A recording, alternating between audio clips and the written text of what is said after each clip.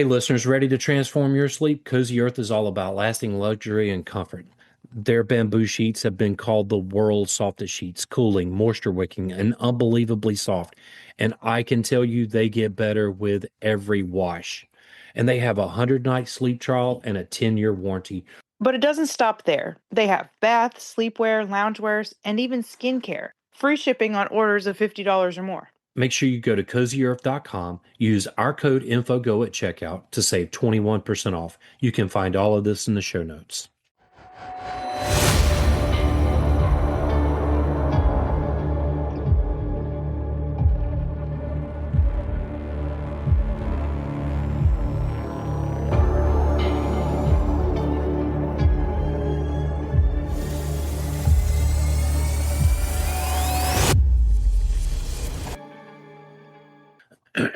Welcome to the podcast. I'm William. And I'm Kat. And that makes this Info on the Go. Feeding your curiosity wherever you go. Yeah, because curiosity never takes a break. Not here, anyway. History is often told as if great nations are built by brilliant plans, right? But America was often built by people making mistakes, wrong maps, wrong assumptions, wrong translations, wrong predictions. Sometimes those mistakes, well, they really had the final demise of people. Sometimes they started a war. Sometimes they maybe created an opportunity nobody ever intended. And sometimes one person's error changed millions of lives. But today, Kat and we're going to explore the mistakes that built America. Indeed. Let's start with how we got here, right? Columbus, with Christopher Columbus. He never found what he was looking for. Okay. In 1492, he had sailed west, believing he could reach Asia. So the problem was that his calculations were wrong. He underestimated the size of Earth and believed Asia was much closer than it actually was. So, had the Americas not existed, his expedition likely would have run out of supplies long before reaching its destination. In other words, kids, math is important. So, when Columbus reached land in the Caribbean, he believed he had arrived near Asia. Even after several voyages, he never really realized he encountered, well, places that were already unknown to Europe because of his mistake. He called the people that he met Indios or people of the Indies. The term, well, it kind of evolved into, well, Indians and was applied for centuries to countless indigenous nations across the Americas. Now, Columbus's misunderstanding shaped how Europeans viewed the lands they encountered. Expecting to find Asia's wealth in great cities, they often failed to recognize the complex societies already thriving there. Indigenous peoples had developed rich cultures, governments, and trade networks long before Europeans arrived. So the consequences were enormous. Columbus's reports sparked competition among European powers, leading to exploration, colonization, and empire building across the Atlantic world. Misunderstanding often became justification for conquest, disease, warfare, forced labor, and displacement. Well, it really devastated indigenous populations and transformed entire continents. So Columbus never found the Asia he was searching for. Instead, his mistake changed world history. America's story begins with a man who thought he was somewhere else, and the consequences of that misunderstanding would really shape the centuries to come. So now that we've kind of went over Columbus, let's move on to another American hero, George Washington. Before he became America's first president, George Washington was a young military officer caught in a growing rivalry between Britain and France. In 1754, while operating in the disputed Ohio Valley, Washington, well, his forces clashed with a French party led by Joseph Coulon de Joinville. He was killed during this encounter. He was killed during this encounter. Yeah, he was killed during the Ohio Valley conflict that involved George Washington. Well, weeks later, Washington was surrounded by French forces at Fort Necessity and forced to surrender. The surrender document was written in French, a language he didn't really understand. And after signing it, Washington discovered that the text appeared to describe Jumonville's death as an assassination and implied that he had admitted responsibility. So the French, they seized the document as evidence that British officer had murdered a French representative. Public outrage grew, tensions escalated, and the incident became one of the sparks that helped ignite the French and Indian War, which soon expanded into the global 7 Years' War because George Washington didn't understand French. So, kids, French class is important. My school didn't offer French, so. The consequences were enormous. Hundreds of thousands died, empires were reshaped, and Britain's war debts eventually contributed to the tensions that led to the American Revolution. One of the most consequential mistranslations in American history may have begun with a young George Washington signing a document he could not fully read. The British mistake that created a revolution because in 1763, Britain, well, they emerged victorious from the 7 Years' War.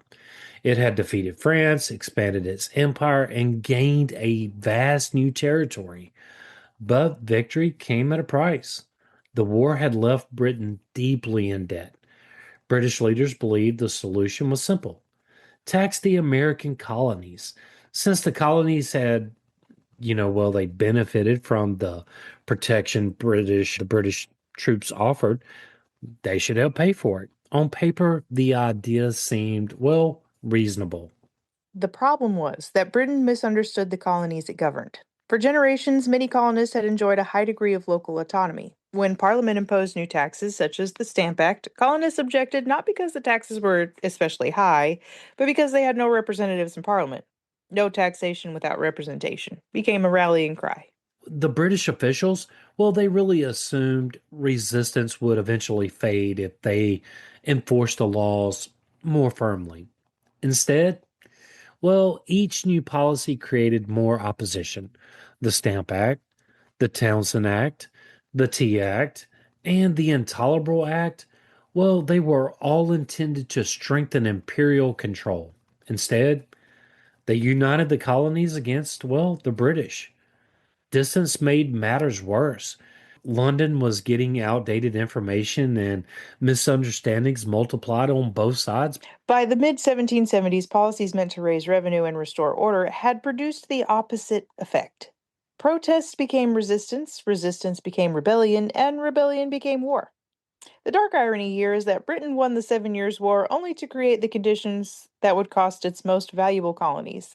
So, in trying to strengthen the empire, British leaders helped create the movement that would, well, break it apart. Why don't you tell us about how Benedict Arnold became an accidental legacy?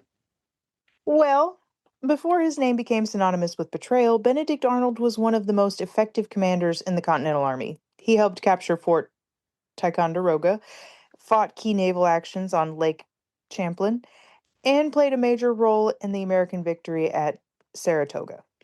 At one point, he was even considered among the Revolution's most valuable officers.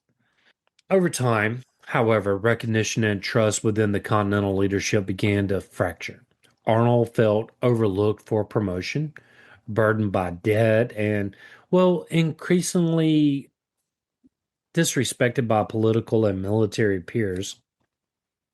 He felt resentment, and it really deepened until loyalty gave way to secrecy.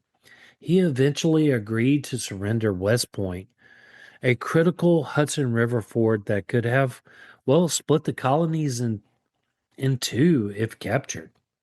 The plan collapsed when British officer John Andre was captured with the documents. Arnold escaped the British lines, but the damage to his legacy was permanent. The near success of the plot revealed a deeper truth.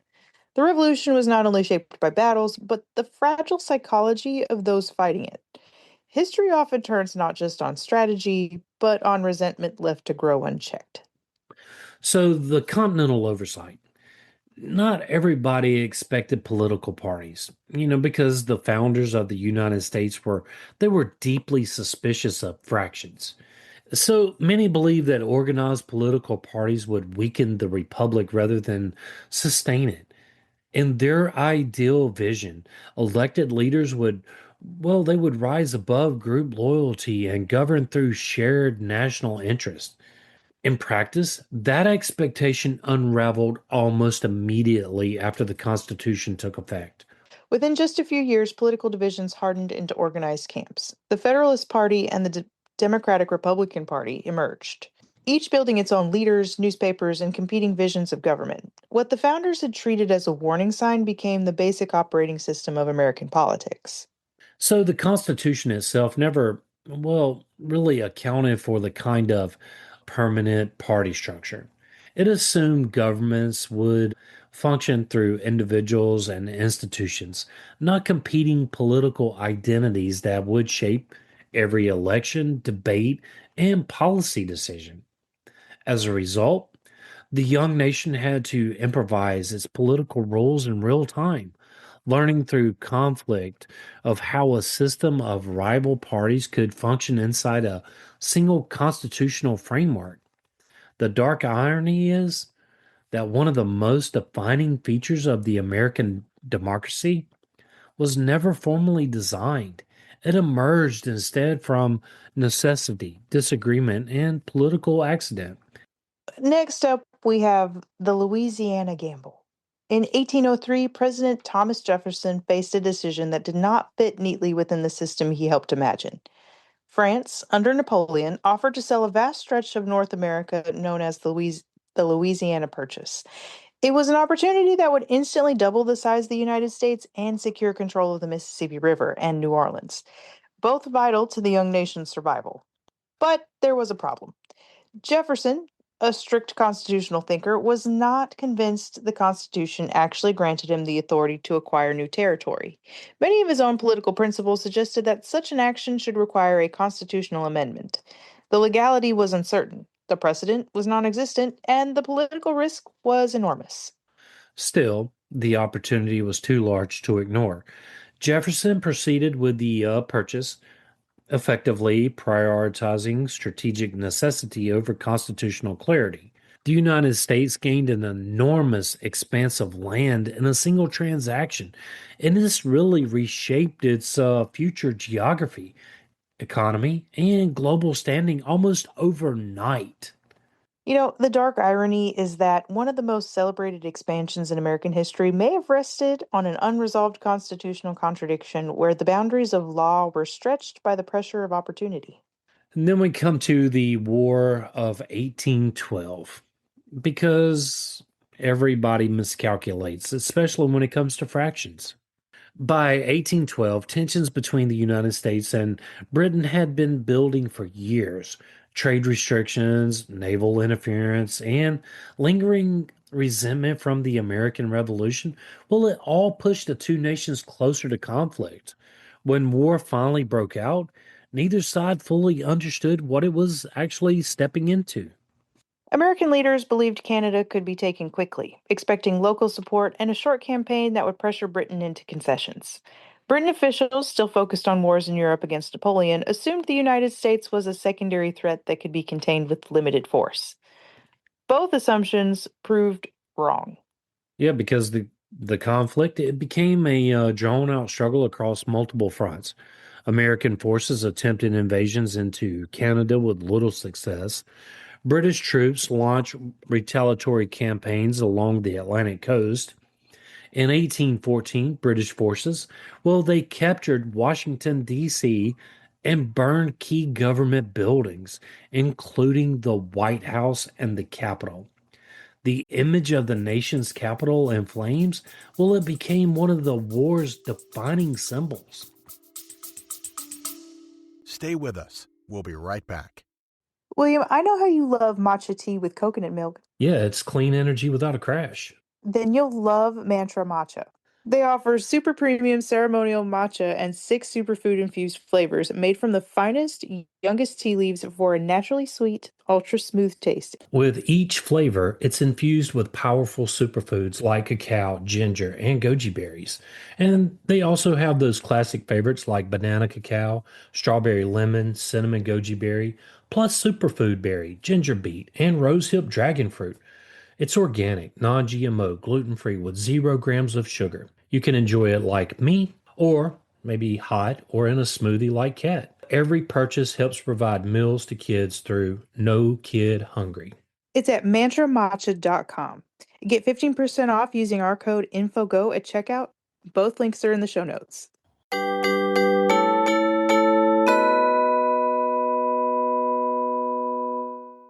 Hey, everybody, we want to tell you about strong coffee. Every morning it starts with a choice. You can settle for just coffee, or you can rise up with strong coffee. And it's the world's strongest cup of joe. Strong isn't just a drink, it's a movement. It stands for striving to reach our natural greatness. It's born from one simple need: to be better. They rebuilt coffee from the ground up, infusing organic coffee with collagen, protein, nootropics, and functional ingredients that fuel your body and sharpen your mind. No crash, no compromises, just clean energy, focus, and flavor that fires you up. Yeah, so whether you're chasing kids, chasing goals, or chasing greatness, don't just do it with coffee, do it with strong coffee. And our listeners can save 20% off just by using our code INFOGO at checkout.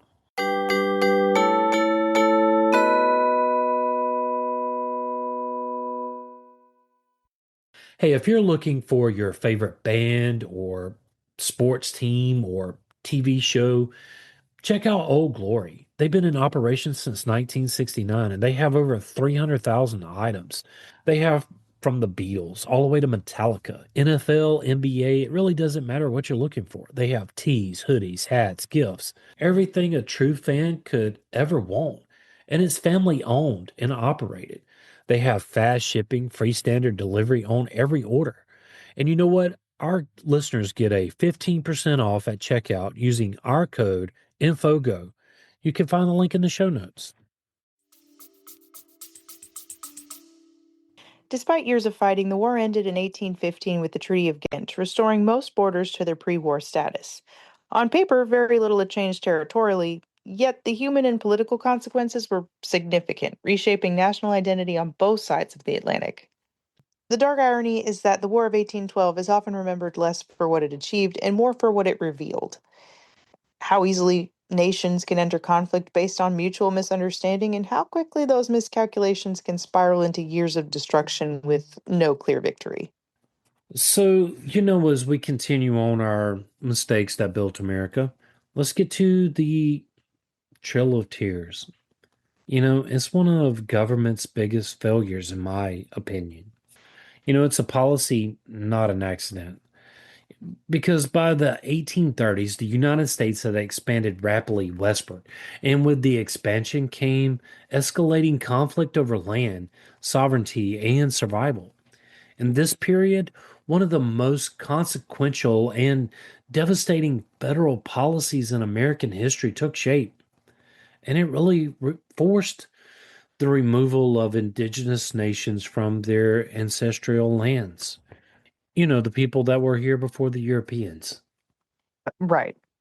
The Supreme Court ruled in favor of Cherokee sovereignty in cases such as Worcester versus Georgia, affirming that states did not have authority to impose laws on native nations, but those rulings were repeatedly ignored by the executive branch. President Andrew Jackson and his administration pursued removal policies anyway, arguing that relocation was necessary to resolve ongoing tensions on the frontier. The result was the forced displacement of thousands of Native Americans, most infamously along what became known as the Trail of Tears. Entire communities were uprooted from their homelands and marched westward under harsh conditions, exposure, hunger, and exhaustion. They led to widespread death, while those survived carried the trauma of displacement across generations. This was not a misunderstanding or an administrative error. It was a deliberate policy carried out in defiance of legal rulings and justified by the belief that removal was a solution rather than a violation of rights and humanity.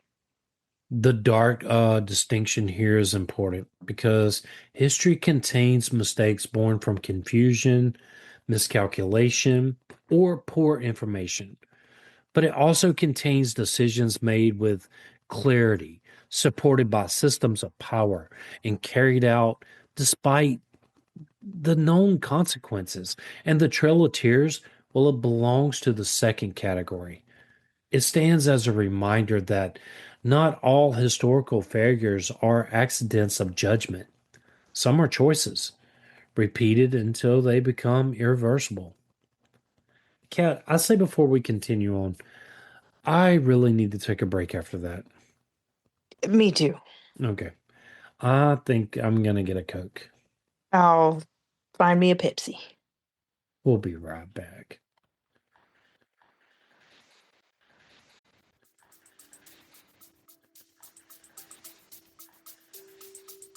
A war. Stay with us. We'll be right back. Hello from www.designerminidoodles.com, home of the best quality mini, micro mini, and toy sized golden doodle puppies, as well as miniature Bernedoodle puppies and miniature Cavapoo puppies in the United States. Here at Designer Mini Doodles, we have a nanny, and we are able to fly our puppies anywhere in the country, allowing you to get some of the best bloodlines from top quality breeding program in the United States. Nobody expected to become what it became. When the American Civil War began in 1861, both the Union and the Confederacy believed that they were entering a short, decisive conflict. Leaders on both sides assumed that a single major campaign or a handful of battles would settle the question of secession and reunify or divide the nation. They were wrong. They were very wrong. What followed was not a brief confrontation, but a prolonged industrial scale war that really reshaped the United States forever. Early optimism, well, it quickly gave way to reality as military strategy collided with modern weaponry. Entrenched positions and the logistical demands of sustained warfare across vast territory. Battles such as Antietam, Gettysburg, and Shiloh revealed a new kind of conflict where traditional tactics were no longer enough to limit casualties. Railroads, rifled muskets, and mass mobilization turned warfare into something more destructive than previous generations had experienced. The scale of death shocked a nation that had not anticipated how costly the conflict would become. By the end of the war, more Americans had gave their lives more than any other conflict in the country's history, with losses surpassing even many later global wars, which were measured relative to population. The assumption that the war would be short proved to be one of its most devastating miscalculations. So, the dark irony is that the Civil War did not begin with an expectation of total destruction. It began with confidence that violence could be controlled and resolved quickly. Instead, it became a prolonged collapse of that assumption itself. So, next up is Custer's last mistake. Because in 1876, during the U.S. military campaigns in the Great Plains, Lieutenant Colonel George Armstrong Custer led the 7th Cavalry into what would become one of the most famous battles in American history, the Battle of Little Bighorn. Custer advanced despite warnings about the size and strength of the opposing forces, underestimating both the coordination and the numbers of the Lakota, Northern Cheyenne, and the Arapaho warriors gathered in the region. Rather than consolidating his forces, he divided his command into smaller units, a decision that left them unable to support one another when the fighting began. The result was a rapid and overwhelming defeat of Custer's detachment, a moment that quickly entered national mythology as Custer's last stand. And over time, the event became larger than the battlefield itself, shaped by storytelling, memorialization, and cultural memory. But beneath the legend is a familiar pattern repeated throughout American history: misjudged intelligence, overconfidence in assumptions, and decisions made without fully understanding the scale of, well, what lay ahead. The outcome was just a military defeat, but it really was another example of how quickly certainty can collapse when, well, reality doesn't meet the expectation. Next up is a war sparked in the fog of uncertainty. In 1898, tensions between the United States and Spain were already strained over Cuba's struggle for independence. American newspapers amplified every development, often competing to deliver the most dramatic and emotionally charged version of events. This era of intense media rivalry, later labeled yellow journalism, helped shape public perception as much as official reports did. You know what? We're really not going to dig into it. We did a whole episode on this. The dark irony is that decisions of global consequence, they were made in moments where information was incomplete, but reaction, it was immediate. And you should go check out that episode. I believe it's called Yellow Journalism. It is, indeed. Okay. All right.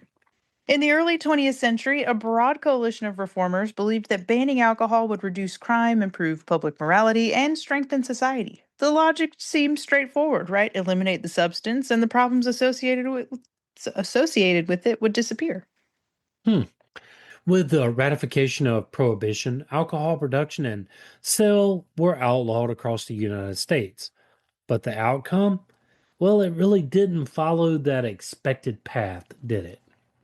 No. Instead of reducing social problems, prohibition helped create a new underground economy. Organized crime expanded rapidly to meet demand for illegal alcohol. Bootlegging networks grew across cities, speakeasies became widespread, and enforcement efforts struggled to keep pace with the scale of illicit trade.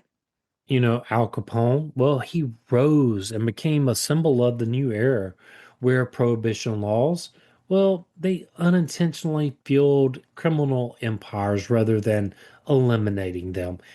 And it also created NASCAR. The policy designed to impose order instead produced a different kind of disorder, one that proved difficult to control and even harder to reverse. The dark side of prohibition is not just that it failed to eliminate alcohol, it's that it revealed how large scale policies can produce outcomes directly opposite to their intentions when human behavior adapts faster than the system designed to regulate it. So the Great Depression's early blunders. So the crisis of the Great Depression began in 1929 with the collapse of the stock market. This was a dramatic rupture that, well, it signaled the end of assuming growth, but the crash itself was only the opening shock. What followed was a chain reaction, shaped as much by policy as by panic. As banks failed across the country, savings disappeared, and credit tightened, confidence, which modern economies rely on as much as currency, began to evaporate. I mean, yeah, if I can't go get my money from the bank, my confidence would evaporate too. My confidence would be evaporated as well. Some other things might arise that are more primal in nature, such as picketing, maybe torches and pitchforks. Torches and pitchforks. I love it. Let's do it. The business slowed production, unemployment surged, and demand contracted in a downward spiral that reinforced itself at every turn. Early responses to the crisis often they were underestimated in scale. Leaders, well, they treated it as a temporary correction rather than a structural breakdown. Efforts to stabilize the economy were uneven, and in some cases, the policies they were contradictory, and they made conditions even worse, allowing fear to spread faster than recovery. The result was a prolonged economic collapse known as the Great Depression, where the initial shock was amplified by delayed and fragmented responses from institutions struggling to understand the depth of the crisis. Probably super out of touch with what the heck was going on. Super. The dark irony is that economic disasters rarely remain fixed moments in time. They grow in the space between events and understanding, expanding when systems fail to respond quickly enough to what is already happening. So, how about Pearl Harbor and the failure of information. In the lead up to December 7th, 1941, the United States possessed fragments of intelligence suggesting that tensions in the Pacific were reaching a breaking point. Diplomatic signals, intercepted communications, and military warnings, they existed across multiple agencies. Individually, each one suggested risk. Collectively, they suggested something more serious, but the information was never fully assembled into a unified picture. And that failure became catastrophic during the surprise attack on Pearl Harbor. American forces were caught off guard as Japanese aircraft struck the naval base in Hawaii, causing extensive damage and significant loss of life, and pushed the United States into World War II. In the aftermath, investigations revealed not a single missing warning, but a fragmented system where intelligence was disrupted, interpreted separately, and never fully synthesized at the moment it mattered most. The dark side of the event is not only what warning signs existed, but that they existed in a form that required coordination, interpretation across institutions that were not yet fully aligned. History, well, it often assumes that information prevent history often assumes that information prevents surprise. Pearl Harbor, it shows something more unsettling. Information alone is not enough when no one connects the dots in time. And Pearl Harbor is a date that will live in infamy. Oof. Vietnam. That's it. That is all. By the time of the Vietnam War, modern warfare had begun to change shape in a new and unsettling way. Victory was no longer measured only in territory taken or battles won, but increasingly in statistics. Commanders and policymakers relied heavily on metrics such as body counts, sortie totals, and reported enemy losses to evaluate progress in a conflict that was politically complex and physically elusive. In theory, these numbers were meant to be clarifying. In practice, they often created the illusion of clarity without fully capturing what was happening on the ground. Body counts, in particular, became a central measure of success. Higher enemy losses were, well, they were interpreted as evidence of progress. Reports were compiled, aggregated, and presented as indicators of momentum. But in a war where combatants were difficult to distinguish from civilians and where terrain, politics, and insurgency blurred traditional definitions of what the battlefield really was, the numbers often carried assumptions that were not really fully reliable. Over time, a gap widened between reported progress and lived reality. Metrics suggested control, while conditions in many regions remained unstable. What emerged was a feedback loop in which data shaped perception, and perception shaped strategy, even when the underlying picture was incomplete. So you have this puzzle, and some of the pieces are missing, but it's a whole puzzle that you put on your wall. That's a good analogy. You know, the dark irony of the Vietnam era is not that a system was designed to make war more measurable, but also it made it easier to misunderstand.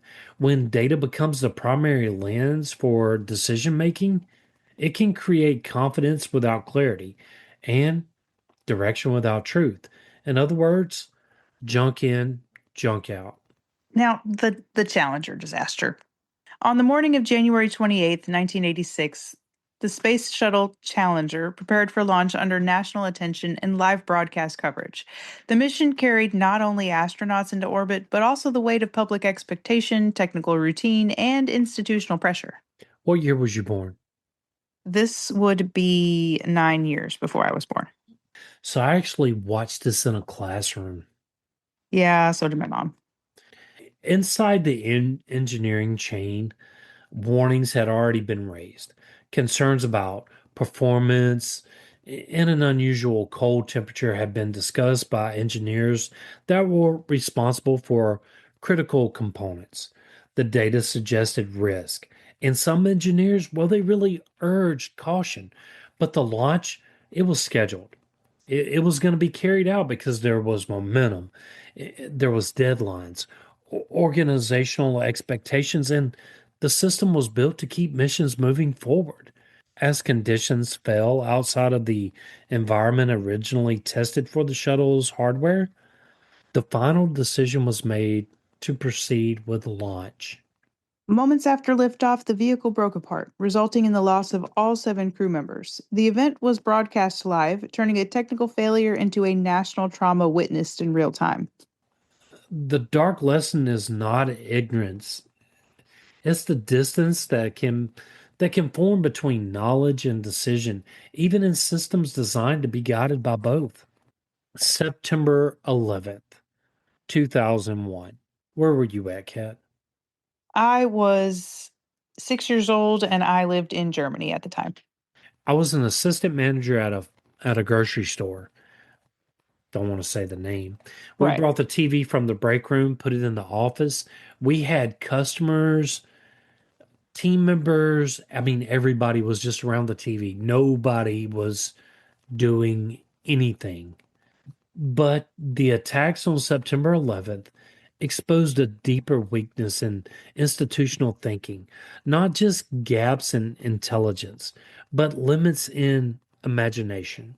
Even when some warning signs existed, many officials they could not fully envision just what might combine into a coordinated large scale attack using commercial aircraft and weapons.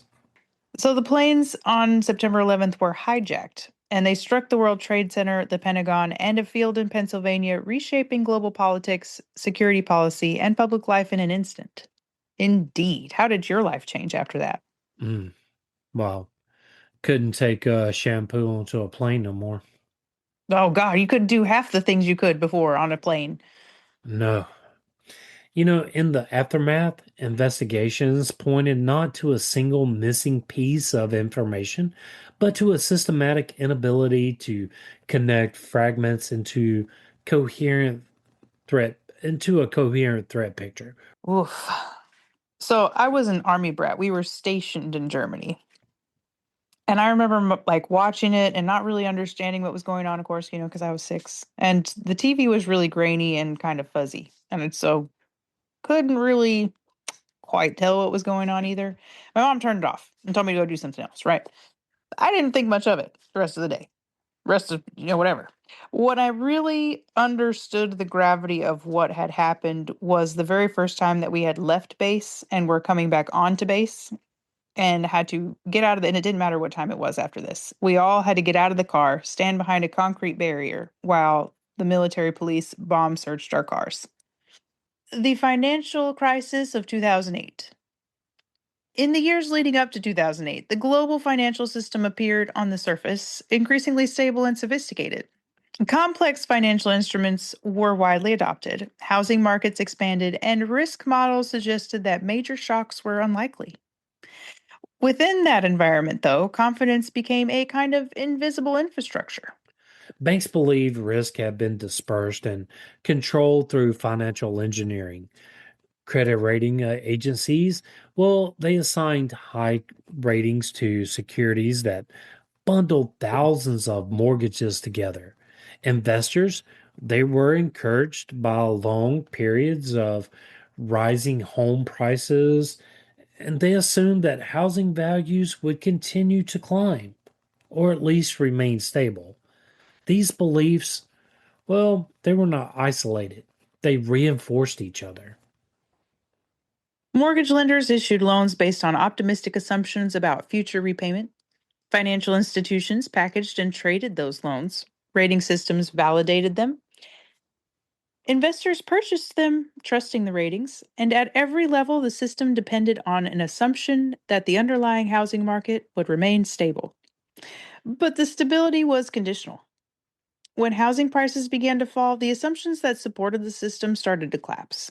Defaults increased, and the value of mortgage backed securities declined. Institutions that had appeared secure were suddenly exposed to risks that had been underestimated or misunderstood. As the confidence eroded, liquidity tightened, panic spread through interconnected markets. The crisis didn't originate from a single decision or a failure.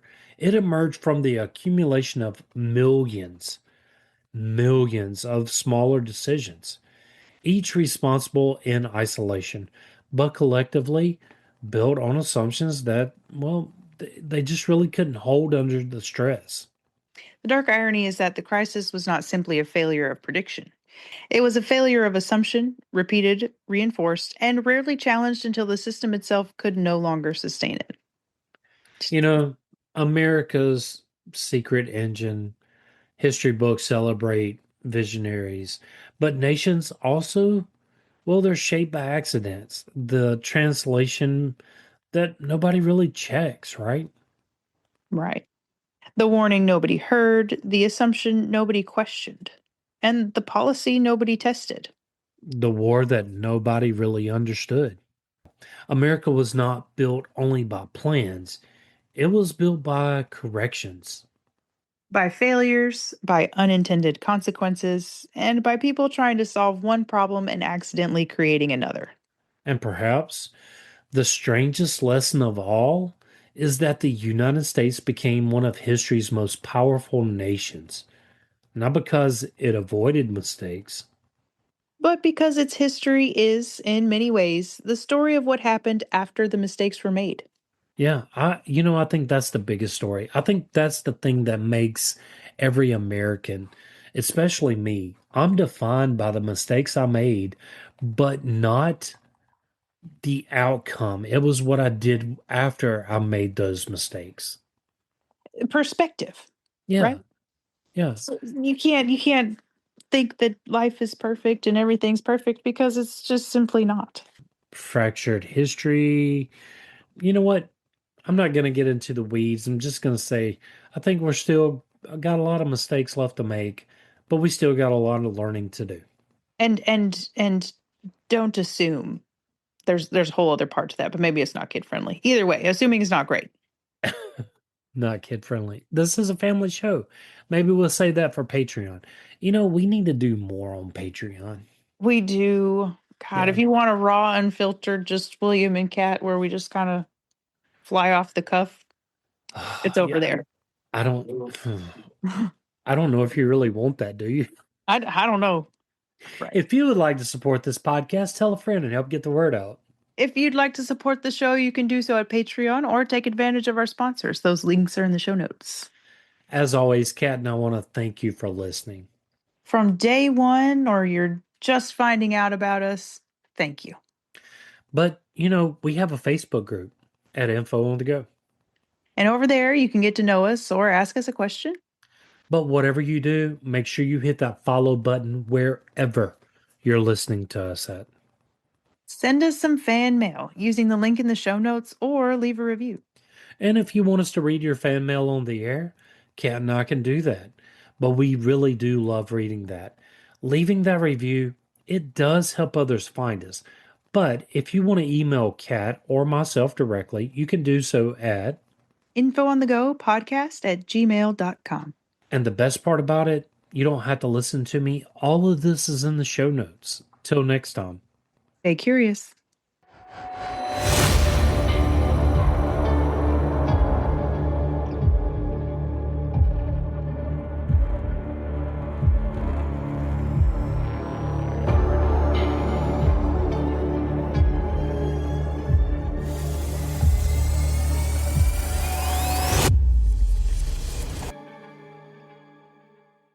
Hey, listen up, all of my workforce friends out there, whether you're ranchers, farmers, or you just need a pair of good leather gloves, look no further than Bare Knuckles, the best leather gloves ever made, featuring a patent design crafted for natural curve of the fingers.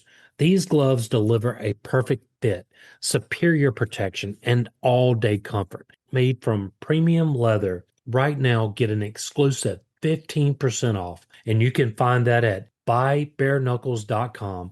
But make sure you use our code INFOGO at checkout. You can find that link in the show notes. Upgrade your hands, and remember, every purchase, well, It supports the show, so thank you. If you love unforgettable treats, you've got to try Molly B's Gourmet Cookies. These aren't your average cookies. Molly B's brings bold, artisan crafted cookies straight to your pantry. We're talking chocolate, cherry, and amaretto and be cordial.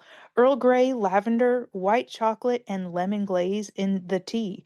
Even maple, bacon, whiskey, and white chocolate in the Boss Man. Founded by a single mom from Alaska, Molly Bees has become a national sensation. You get 10% off any product using our code INFOGO at mollybees.com. Find the link in the show notes.